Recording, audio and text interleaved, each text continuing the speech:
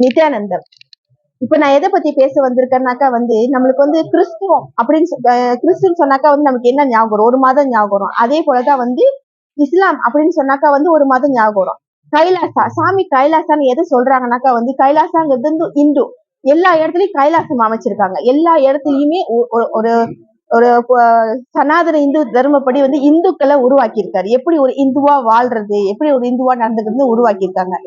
இப்போ ஒவ்வொருத்தருமே படிச்சு ஒரு வேலைக்கு போய் சம்பாதிப்பாங்க. அதே போல சாமியுமே ஆரம்பத்துல இருந்தே அந்த ஆன்மீகத்தை கத்துக்கிட்டு அவரு கத்துக்கிட்டு வச்சிருக்கிற எல்லாத்தையுமே உழைப்ப நம்மளுக்கு ஃப்ரீயா கொடுக்குறாங்க. அதுதான் PSS பரமசிவ சேனை ப்ரோக்ராம் நடக்குது, ஃப்ரீயா நடக்குது. இந்த திருவண்ணாமலையில நடக்குது, வேற ஒரு வெளிநாட்டுலயும் நடக்குது. இப்ப யாருக்கெல்லாம் மன ரீதியா உடல் ரீதியா வாழ்க்கையில மேன்மை அடையணும், நான் ஒரு நல்ல ஸ்ட்ரென்த்தா வரணும் அப்படின்னு நினைக்கிறாங்களோ அவங்க தாராளமா பரமசிவ சேனையில கலந்துக்கலாம். அது ஃபுல்லி ஃப்ரீ ப்ரோக்ராம் தான். இங்க வந்தீங்கன்னாக்கா பாத்தீங்கன்னாக்கா ஃபுட்டு ஃப்ரீயா கொடுக்குறாங்க. அதே போல நீங்க இங்கேயே தங்கிக்கலாம்.